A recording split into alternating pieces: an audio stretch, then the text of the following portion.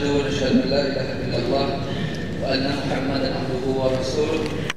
اللهم صل وسلم وبارك على سيدنا محمد وعلى آله وأصحابه أجمعين. أما بعد. Jemaah sekalian, di dalam ayat 36 surah An-Nisa Allah berfirman, wa'budullah wa la tusyriku bihi syai'an wa bil walidayni ihsana wa bidhil qurba wal yatama wal masakin wal jari dzil qurba wal jari al junubi was sahibi bil jambi wa binis sabil wa ma malakat aymanukum innallaha la yuhibbu man kana mukhtalan fakhura.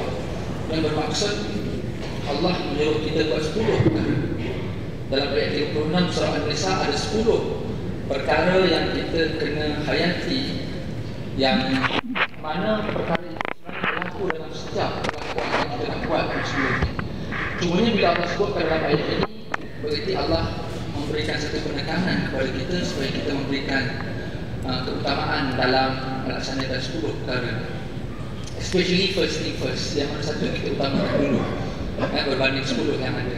Allah sebut 10 perkara ini, dan setengah ulama mengatakan bahawa 10 ini bila Allah sebut dulu, yang dulu itu didahulukan. Yang pertama Allah kata wa'budullah wa la tusyriku bihi syai'a. Sembahlah Allah, jangan sekutukan walau dengan sesuatu pun. Nombor 1. Itu nombor 1. Berarti ada 9 lagi benda. Siapa yang buat 9 lagi benda tanpa diutamakan yang pertama, Allah akan tolak.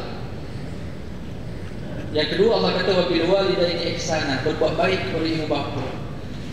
Baik macam mana pun dia dengan mak ayah dia, tapi kalau dia tidak sembah Allah ataupun dia menyembah Allah tapi dalam masa yang sama dia buat syirik juga, maka Allah tak terima kebaikan dia kepada mak ayah. Kemudian yang ketiga Allah kata wabil qurba, buat baik pula kepada kaum kerabat. Yang keempat wal yatama, anak yatim. Yang kelima orang-orang miskin.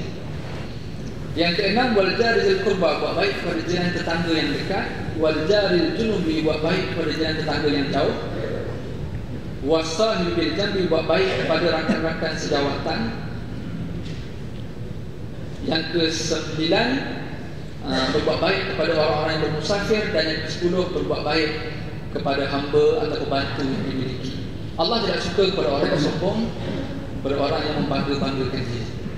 Sedang dari sekalian, ada banyak kebaikan yang kita kena buat, tetapi mesti diutamakan dengan wa'budullah dan la tusyriku bihi syai'an. Sembah Allah dan jangan sekutukan walau dengan sesuatu pun. Mengapakah Allah letak ayat sembah Allah jangan sekutu dengan sesuatu? Kerana ramai orang semayang, ramai orang minta doa dengan Allah, tapi minta juga dengan benda lain. Maka sebab itu Allah combine perkataan sembah dan jangan sekutukan. Kerana penyekutuan ini, syirik ini berlaku pada orang yang menyembah Allah. Yang tak menyembah langsung dipanggil kufur ataupun kafir. Adapun syirik, dia percaya yang ini, dia percaya juga benda lain. Dia semayang, dia pergi haji, dia percaya juga bohong. Dia sakit, dia pakai tangkat.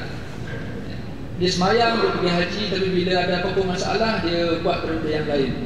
Bisnes tak jadi, dia pergi tidak nasib.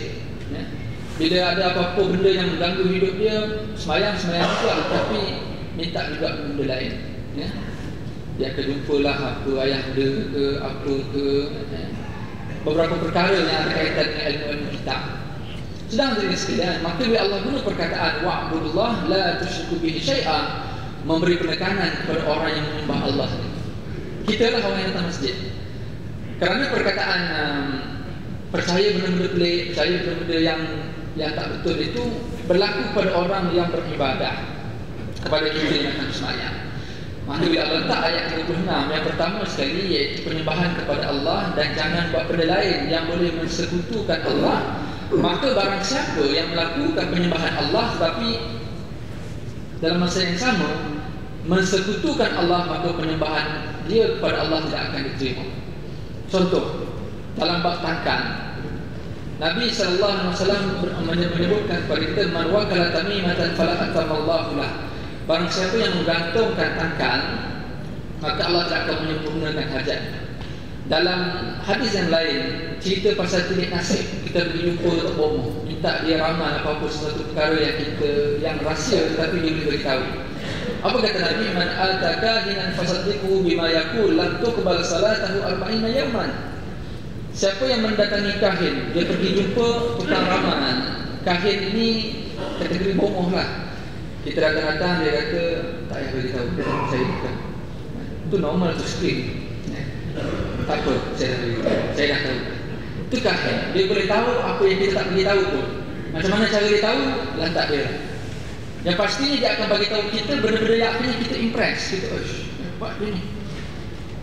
Okey, kemudian fasad dikubur bima yakul, kita dah rasa bagus yang ini, kemudian kita membenarkan apa yang dia kata.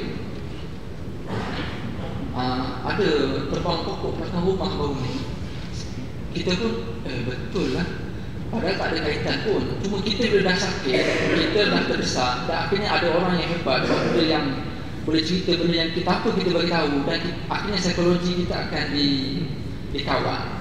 Apa saja yang dia kata, akhirnya kita akan membenarkan. Maka betul lah kata Nabi, fasal tiku bima yakul. Kita jumpa orang tu bagi tahu satu perkara yang tanpa kita bagi tahu, kemudian kita membenarkan apa yang dia bagi tahu, lam tuqbal salatahu arba'ina yawman. Tidak akan diterima salatnya selama 40 hari. Perkara syirik ini berlaku pada orang yang salat.